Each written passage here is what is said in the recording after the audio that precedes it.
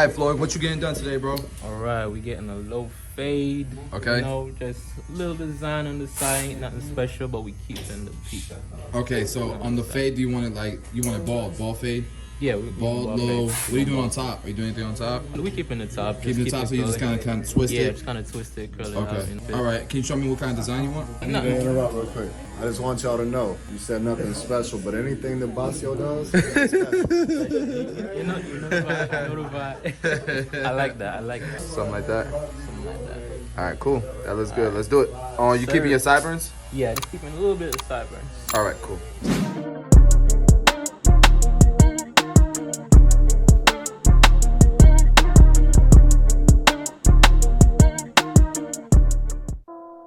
YouTube, what's going on, man? Thank you guys for checking out another video, man. We are going to start off by removing the bulk of the cut. And usually with this texture of hair, it's much easier to remove bulk with the grain. And so I decided to do that with a number 2 guard, because number 2 guard is like running a number 4 against the grain. And I wanted to make sure that I kept it nice and dark and long enough to be able to fade into and create a really nice gradients. So I'm also going to lower, while I had that number 2, I lowered his hairline, mostly just in the middle, not really in his recession and his corners. And then the same thing around his hairline, because it's a bit lighter than the rest of his hair. We went with the grain with a number 1 guard open.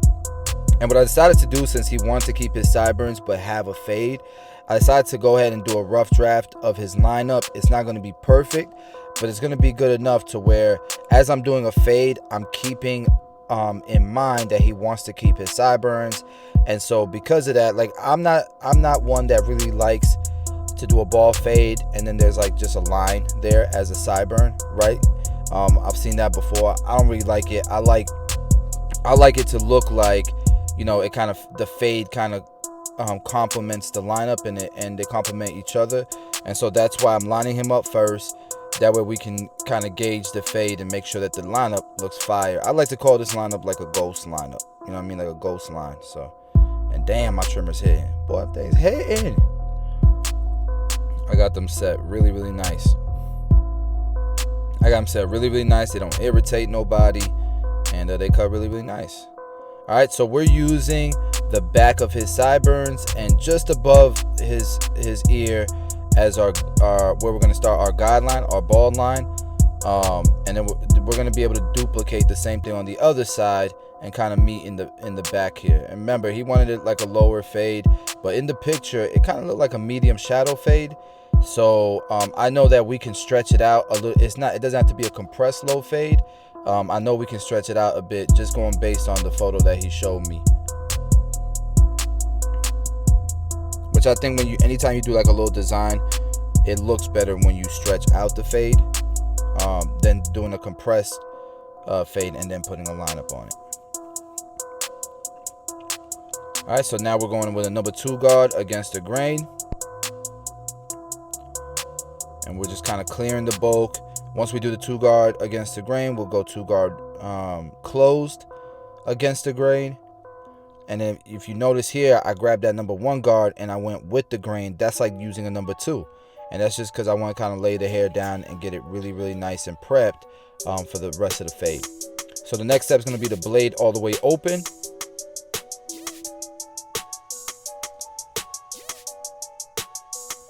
Next step above that is the 1 guard open.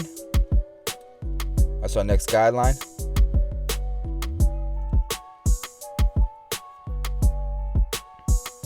And then what I'm going to do is start fading down from the 1 guard open. I'm going to fade down, and then we'll do like the darker bulky areas a little bit later. So 1 guard open, 1 guard closed. Now we're using our half guard right beneath where we left off with the 1 guard closed.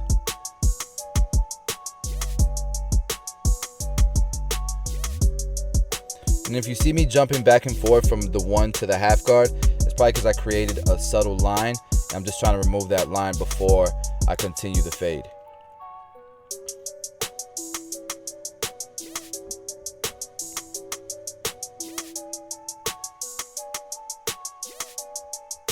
All right, now I got my blade all the way open, no guard. And this is the step we're going to use to fade out that bottom line. Remember, we're keeping the lineup in mind. We don't want to go too low around the lineup area because I want that to be nice and defined.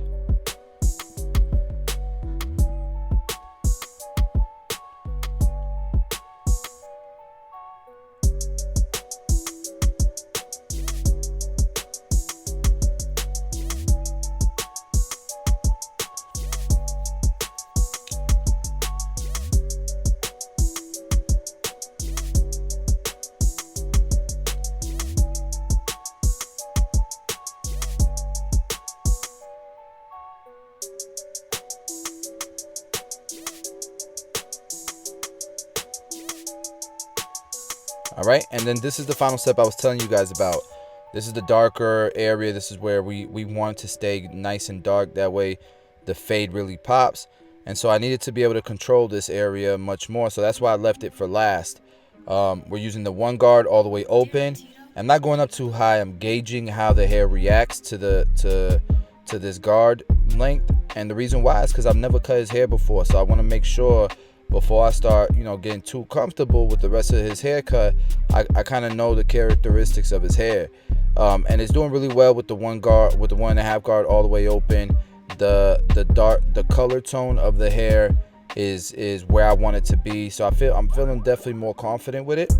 And so once we do the 1.5 guard open, then close, we will really bring everything together by jumping back to that one guard open and kind of spreading the blend out in this area just a bit. And that's really going to make the fade come together. I feel like it's coming out pretty damn blurry.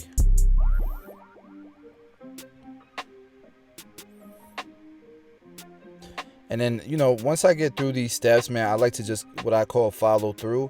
If, I kind of just go down the all the guards, pretty much the guard lengths, and it's just kind of like following up all the work that I've already done.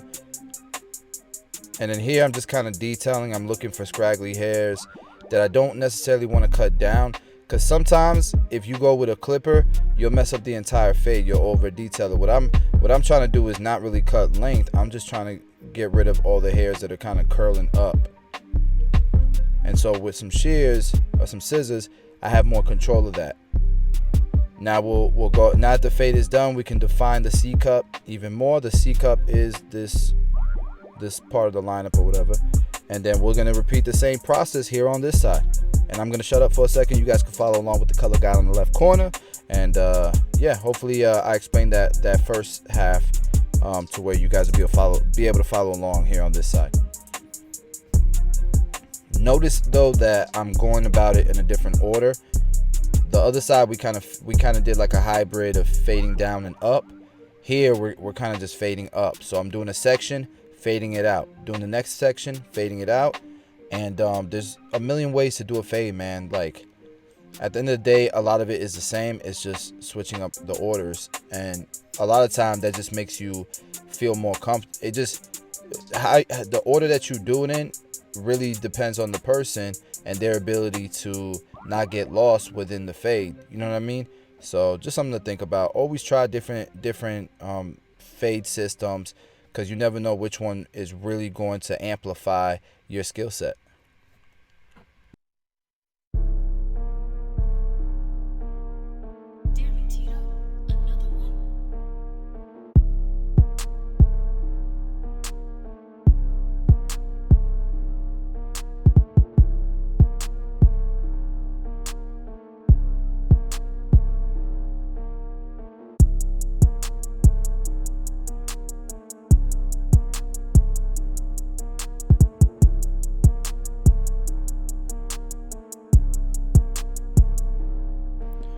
Yo, so my client was really cool, man. He's a college athlete, aspiring barber.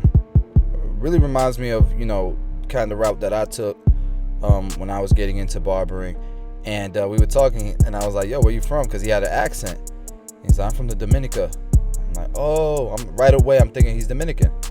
He's like, no, not like, and I didn't even say nothing, but he went ahead and just made sure I knew. Not Dominican Republic, Dominica. Like, damn, you the first person I ever met from Dominica. we started laughing and stuff. But I think it's really cool that he's an inspiring barber, successful, you know, athlete. Anytime anybody goes to college and they're playing, you know, at the next level, you're successful, bro. So congratulations to that, bro, and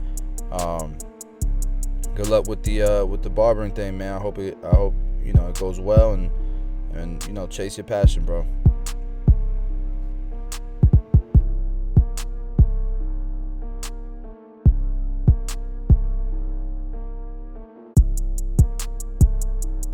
So the back I like to leave last a lot of times, just because it lets me reset my eyes and I'm able to see where I need to spread out the back of the fade even more. And a lot of times that's, you know, the back of the fade can be the most difficult part of the fade. So you can see I'm going up a little bit higher than I did with the rest of the cut with that half guard, and the majority of all of the like, for example, the blade open, I gotta spread it out. I gotta go up a little bit higher than I did on the sides. So, oh yeah, from that angle, that little angle right there, that thing was looking very blurry. Just saying.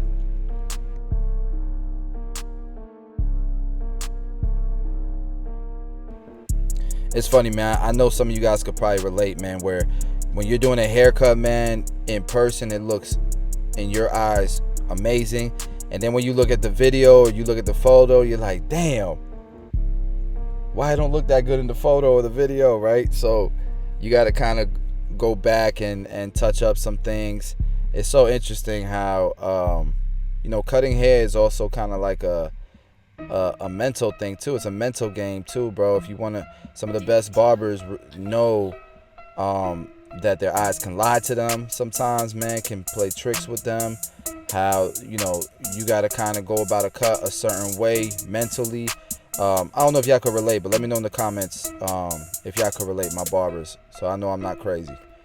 Alright, so we're going to start the design process, and what I typically do, man, is I like to just do a rough draft, and I like to do most of the detailing with my razor, and that's what I did. I just did a rough draft, did most of the detailing with my razor, and then we went ahead and enhanced it to make the design pop even more.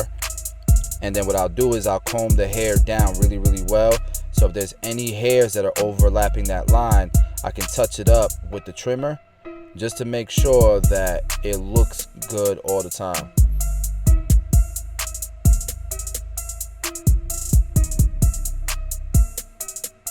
Now his hair was definitely not as dense as the person in the photo, so like even just any little tap of a line is gonna come out thicker than like, for example, the one in the picture.